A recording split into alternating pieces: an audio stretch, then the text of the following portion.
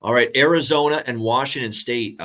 Very interesting game to handicap here. Washington State, 8-point home favorite, 61 the total. Arizona left it all out there against USC, man. What an effort by Jed Fish's team. What an effort by everyone really associated with that Arizona team.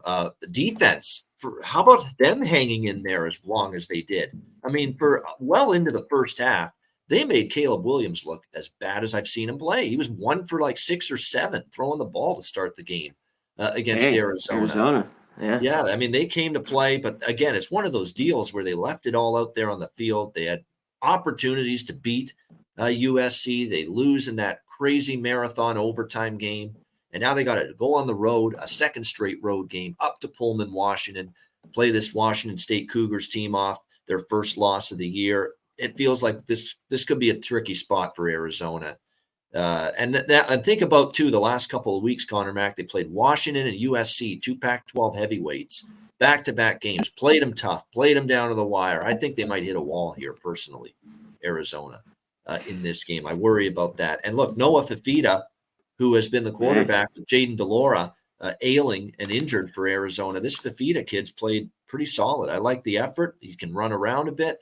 His accuracy was pretty good. I mean, what was his numbers? 25 of 35, 303 through the air, 5 touchdown passes against USC last week. It's just such a difficult spot, though. I mean, Washington and USC in back-to-back weeks, and now you got to go on the road against a still very good Washington State team, even though they lost against UCLA, and the offense got shut down. I was shocked to see the offense struggle like that against UCLA last week.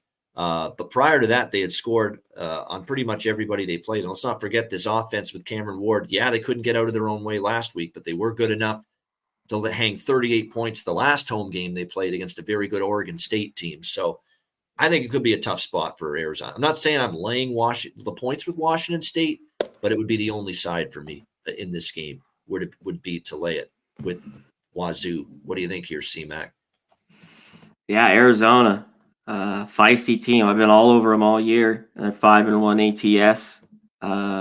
Fifita, he showed it. I thought he could show it on that SC defense. This kid can play.